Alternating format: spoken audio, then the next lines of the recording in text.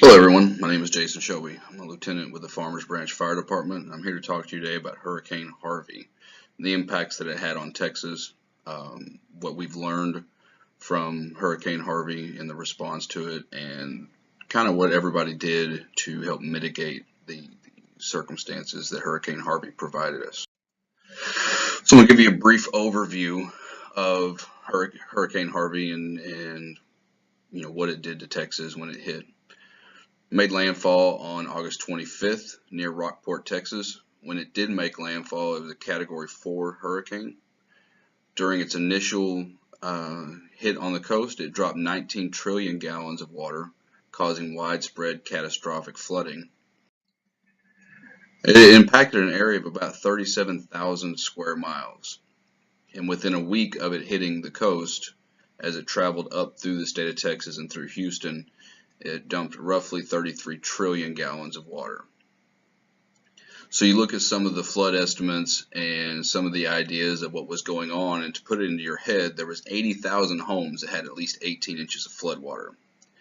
About 23,000 additional homes had 5 feet or more of flood water. 24 hospitals were evacuated, 61 communities lost drinking water capabilities. There was 23 ports along the coast that were closed off. 781 roads became impassable. 780,000 Texans were evacuated, and there were 84 casualties. So the early preparations for Hurricane Harvey, as the weather forecasters started talking about the amount of rain that were going to come and the high potential for flooding, the Texas Division of Emergency Management teamed up with FEMA and began pre-positioning supplies and emergency response assets prior to Harvey hitting the coast. Fire departments in the impacted areas, such as Houston and the coastal areas, started evacuating stations that they knew were going to flood and moving those apparatus and responders to other areas of the city where they could still make responses. The coastal cities started mandatory evacuations on August 17th. They teamed up with Texas Department of Transportation, the emergency management entities inside Texas to start relaying the information to clearly evacuate out of the area. The Texas Intrastate Fire Mutual Aid System, or TIFMAS, was activated on August 25th. So the response, I'm going to run through a quick list of the agencies responding, and that way you kind of know what all was involved in coordinating the efforts of the rescue and response area for Harvey.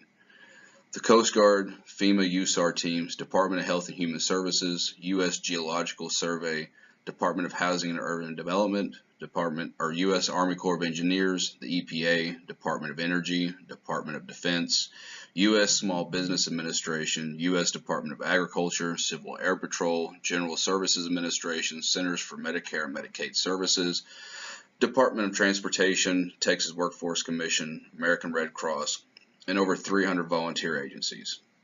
Most notably, the Cajun Navy probably got the most press of the volunteer agencies. So the emergency response. You started looking in August 20th when Houston and all these areas started realizing that they were going to be impacted by a significant event. The hospitals started stepping up their staffing. The Houston Fire Department did a mandatory recall of all their firefighters. A lot of the area coastal cities, they called in all their volunteers and anybody who'd be willing to help. The private ambulance services started bringing in extra rigs and extra people to make these responses. So all these agencies that I listed off in the last slideshow provided a tremendous amount of support, for those in the path of Harvey, and they also started an early setup and started staging all this equipment. The National Guard, throughout the recovery of Harvey, deployed 31,000 troops to help. The TIFMAS response was 3,569 firefighters that included 45 all-hazard strike teams, 44 boats, 73 command vehicles, 66 Type 1 engines, 17 Type 3 engines, 2 Type 4 engines, 32 Type 6 engines, 26 tenders, 28 pickups, one Type 1 mobile command post, and one utility vehicle command post. I know our fire department sent an engine down there with 4 people on it. We rotated every 7 days. We went down to Rockport to provide them with help in managing their stations and their response calls. Texas Task Force 1 and 2 were also deployed. The Cajun Navy, as I spoke of earlier, self-deployed to the area in what they are calling now a vigilante rescue force, and we'll get into that here in a minute. They state that 122,331 people were rescued, 5,234 pets were rescued, and within 30 days, $1.5 billion in federal funds was paid up. TIFMAS claims that between the firefighters that were deployed, that around 17,000 people were rescued from those firefighters alone. So a lot of the challenges we met. So water continued to rise for 24 hours after the first rescuers arrived, which caused access problems. So as these units were starting to deploy, whether through the command center or through self-deployment, they were having difficulty getting anywhere because fire engines aren't made to run in 20 inches of water. All the city's infrastructure was damaged. I wrote down here that it caused communication problems because that was one of the main things they talked about: cell towers being damaged and relay systems and everything like that. But a lot of the roads were damaged and impassable, so you couldn't get fire engines or anything like that down these roads to be able to rescue people. That's where the boats came in to help. Firefighting was hampered because of the lack of a water system, hydrants being underwater. You're like, wait a minute, there was 5 foot of water everywhere on the road, and that's true. The issue is, a lot of the inner city fire departments don't know how to draft. So they don't have hard suction hose, they don't know how to draft, they only know how to work off a hydrant, and with all this water, the infrastructure wasn't working and the hydrants were underwater, so they were having difficulty fighting the fire.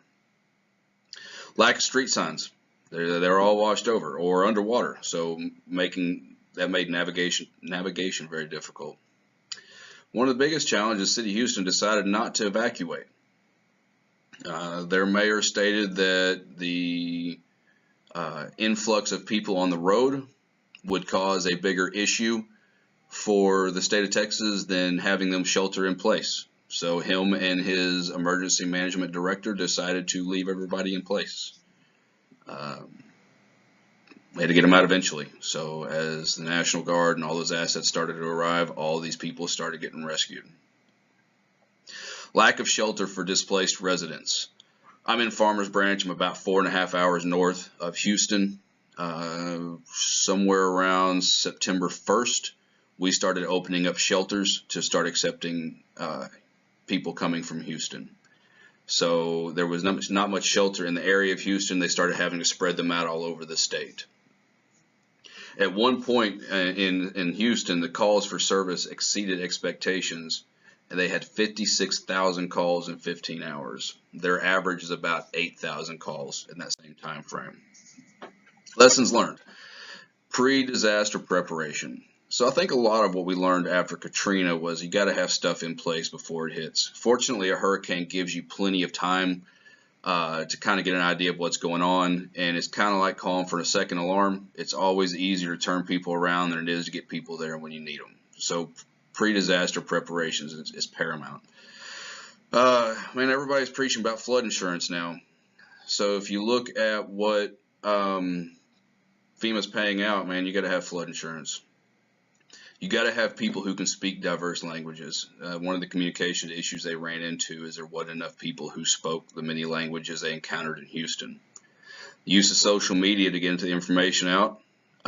Communication apps. The Cajun Navy ran off of Zello. They had a dispatcher, and he sent out all his coordinations off of Zello. Using vigilante rescuers. Man, the FEMA and all these people talk bad about the Cajun Navy and what they were doing, but they rescued about 5,000 people, a bunch of people in their own personal boats going out and doing that. Liaisons are paramount in here. You got to have them to communicate in between the different agencies, to speak the different languages, to get on the different radio channels. And then early activation of federal and state resources. We found out in Katrina that if you wait until the last minute to activate those resources, then they're just not going to get there. So you got to activate those things early.